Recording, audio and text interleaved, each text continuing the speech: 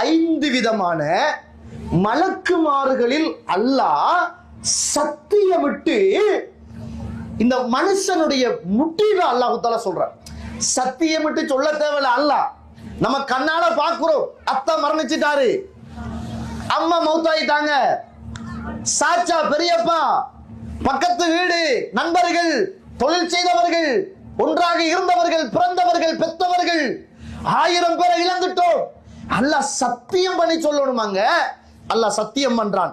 வன்னாசிஆதி கர்கா, பாவிகளுடைய உயிரை மிக பலவந்தமாக கலட்டுகின்ற வானவர்களின் மீது சத்தியமாக. வன்னாஷிதாதி நஷ்டா, அந்த பாவி அதாவது நல்லவர்களுடைய உயிர்களை கலட்டி எடுக்கிற வானவர்களின் மீது சத்தியமாக.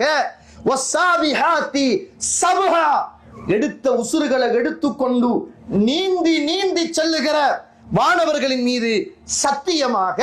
ஃபஸாபிகாதி சபகா, ஒரு ஆளை விட்டு ஒரு ஆளை முந்தி செல்லுகிற வானவர்கள் மீது சத்தியமாக. ஃபல் முதப்பிராதி அம்ரா, இறைவனுடைய எல்லா காரியங்களையும் நிர்வகிக்குகிற வானவர்கள் மீது சத்தியமாக. யௌம தர்ஜுஃபுர் ராஜிஃபா, நிச்சயமாக இந்த பூமி ஒரு உசும்புதல் உசும்பும். தத்பௌஹர் ராதிஃபா, அதை தொடர்ந்து இன்னும் ஒரு உசும்புவை இந்த பூமி உசும்பும். குலூபு யௌமஇதின் வாஜிஃபா, அந்த நாளில் நெஞ்சங்கள் எல்லாம் திடுக்கிட்டு போயிருக்கும். அபுசாருஹா காஷிஆ, அந்த நாளையில் பார்வைகள் எல்லாம் பயத்தால் கீழ் நோக்கி இருக்கும்.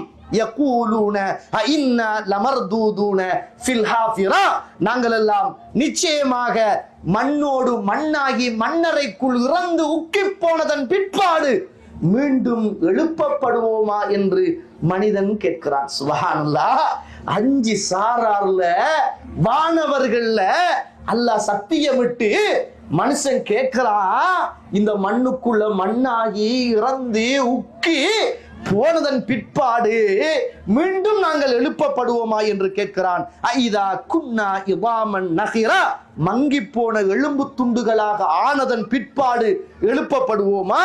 காலு தில்க இதன் கர்ரத்துன் காசிரா, அப்படி எழுப்பப்படுவோமாக இருந்தால் அந்த எழுப்புதல் என்பது மிக கைசேதமான ஒரு நிலைமையாக இருக்குமே என்று மனிதன் சொல்லுகிறான் என்ற செய்தியை அல்லாஹ் ரப்புல் ஆலமீன் எனக்கும் உங்களுக்கும் சொல்லித் தருகிறான்.